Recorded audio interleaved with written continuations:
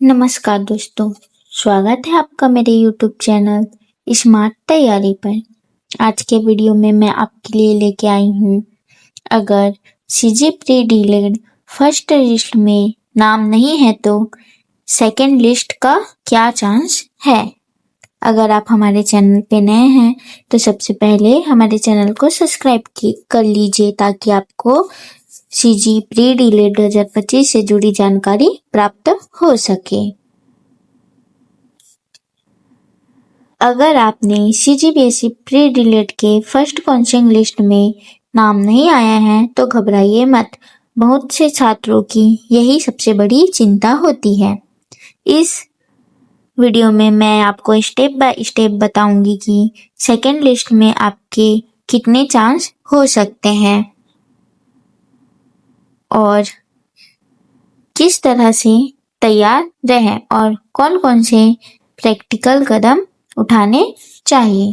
तो चलिए शुरू करते हैं आज का यह टॉपिक। तो फर्स्ट लिस्ट की असलियत।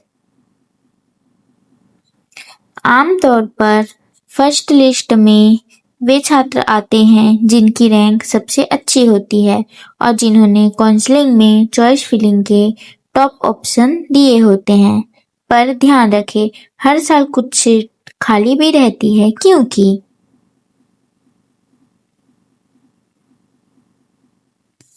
कुछ छात्र ने एडमिशन कंफर्म नहीं किया होता है। उनके बहुत सारे रीजन हो सकते हैं, कुछ पर्सनल रीजन होते हैं, कुछ फीस इश्यू होते हैं और कुछ डिस्टेंस की वजह से एडमिशन नहीं लेते हैं। किसी के डॉक्यूमेंट वेरिफिकेशन में मिसमैच हो जाता है और उसका एडमिशन कैंसिल हो जाता है, तो आप भी यह गलती मत करिएगा। उसके अलावा कुछ छात्र हायर ऑप्शन के लिए वेट करते हैं और पुराने सीट को छोड़ देते हैं, इसलिए फर्स्ट लिस्ट में सीटें खाली रहती है।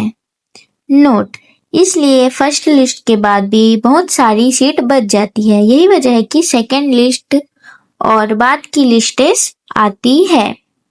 तो आई होप आपको समझ आ गया होगा कि फर्स्ट लिस्ट में क्या क्या होता है। तो अब देखते हैं सेकेंड लिस्ट में चांस कब और कैसे बढ़ता है।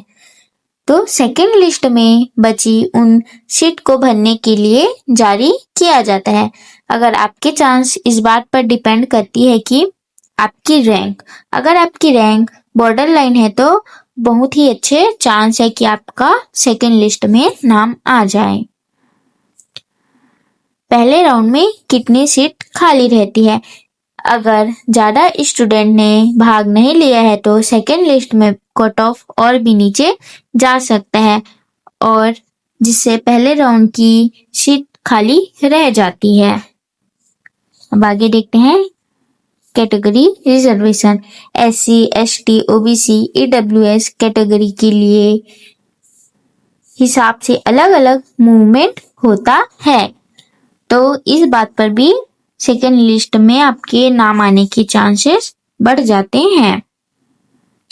फिर आगे देखते हैं कॉलेज स्पेसिफिक फैक्टर्स, मतलब कुछ प्राइवेट कॉलेज जल्दी फिल हो जाते हैं, कुछ में लास्ट मिनट भी ड्रॉप आउट ऑप्शन होते हैं।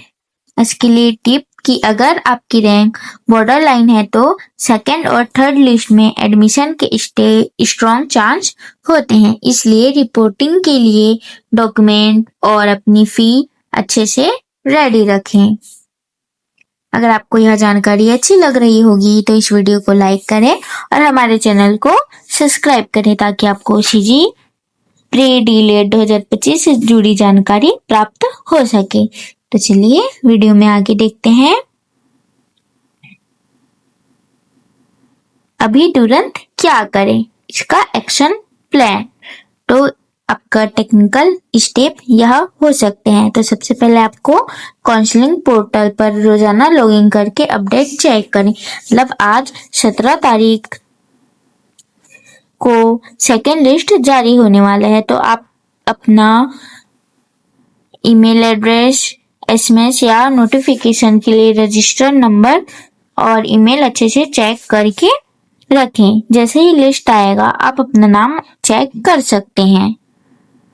आगे हम देखते हैं चॉइस फिलिंग लॉक करें और पेज का स्क्रीनशॉट प्रूफ के लिए रखे रहें। इसके आगे हम आपको बताएंगे डॉक्यूमेंट की लिस्ट। अगर आपने फर्स्ट काउंसलिंग राउंड में फिल किया होगा तो उसके नीचे में आपको डॉक्यूमेंट की लिस्ट मिल जाएगी। उसके अलावा मैं यहाँ पे और भी डॉक्यूमेंट बता रही हूँ, जैसे कि 10th और 12th की मार्कशीट की जेरॉक्स और original, CG pre admit card और रैंक कार्ड, कैटेगरी सर्टिफिकेट यदि लागू हो तो, आधार कार्ड और वोटर आईडी कार्ड, कोई पहचान पत्र की भी आवश्यकता होती है। इसके अलावा आपको पासपोर्ट साइज फोटो, फीस और पेमेंट प्रूफ भी ले जाना होगा। चलिए वीडियो में आगे बढ़ते हैं, देखते हैं आगे। अगर सेकेंड लिस्ट में भी नाम नहीं आता है तो आगे क्या करें। यदि सेकेंड लिस्ट में भी आपका नाम नहीं आया है तो आपके पास और भी ऑप्शन है। कुछ कॉलेज ने अपनी मेरिट लिस्ट कभी कभी कॉलेज लेवल पर भी निकालती है, काउंसलिंग या मैनेजमेंट कोटा के माध्यम से भर देते हैं। इन ऑप्शन को भी आप ध्यान में रखें, लेकिन इसकी फीस अलग अलग हो सकती है, तो आप यह चीज कॉलेज जाकर ही आपको यह पता करनी होगी।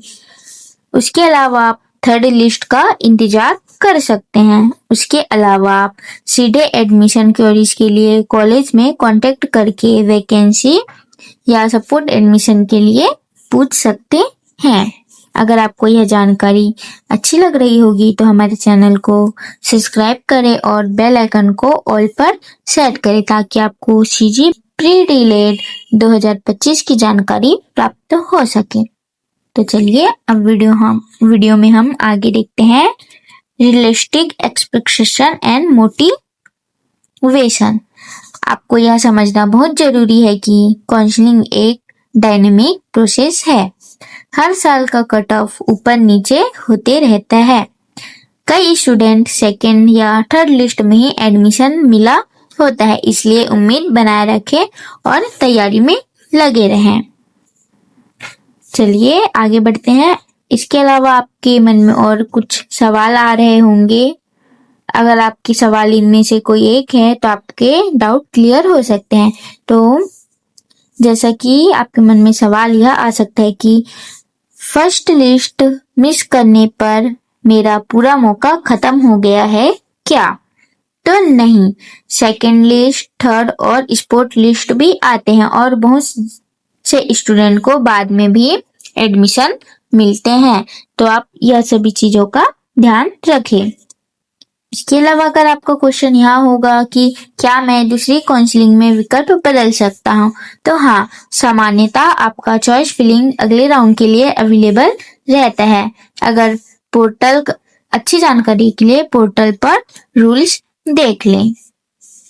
अगर आपका क्वेश्चन यह है कि किस तरह की कॉलेज प्राइवेटी में रहती है, तो गवर्नमेंट कॉलेज की सीट जल्दी भरती है, प्राइवेट कॉलेज में थोड़ा फ्लेक्सिबिलिटी मिल सकती है। अगर आपको सीट वाइज भरनी है तो आप पोर्टल पर जाके सीट की लिस्ट देख सकते हैं। तो चलिए वीडियो में आगे बढ़ते हैं। इससे यह निष्कर्ष निकलता है कि फर्स्ट लिस्ट में नाम ना आने का मतलब आखिरी नहीं है। सेकेंड लिस्ट में भी आपके चांसेस काफी हद तक इस बात पर डिपेंड करते हैं कि कितनी सीट खाली रहती है और आपकी रैंक कहाँ तक के है। सबसे पहले आप प्रैक्टिकल बात पोर्टल चेक करते रहें और अपने डॉक्यूमेंट को रेडी रखें, तैयार रहें, ताकि जैसे ही सीट मिले आप तुरंत वहाँ पे रिपोर्टिंग कर सके। अगर आपका सेकेंड लिस्ट में नाम नहीं आता है तो आप थर्ड लिस्ट का इंतजार करें। अगर आपको यह वीडियो हेल्पफुल लगा हो तो नीचे दिए गए बटन से सब्सक्राइब करें, बेल आइकन को ऑल पर रखें और कमेंट में अपना रैंक या अपना सवाल लिखें, ताकि मैं आपको स्पेसिफिक एडवाइस देने की कोशिश कर सकूं। इस वीडियो का उद्देश्य जानकारी देना है। आधिकारिक काउंसलिंग पोर्टल की घोषणाएं को ही प्राथमिकता दें। वीडियो में अंत तक बने रहने के लिए आपका बहुत बहुत धन्यवाद।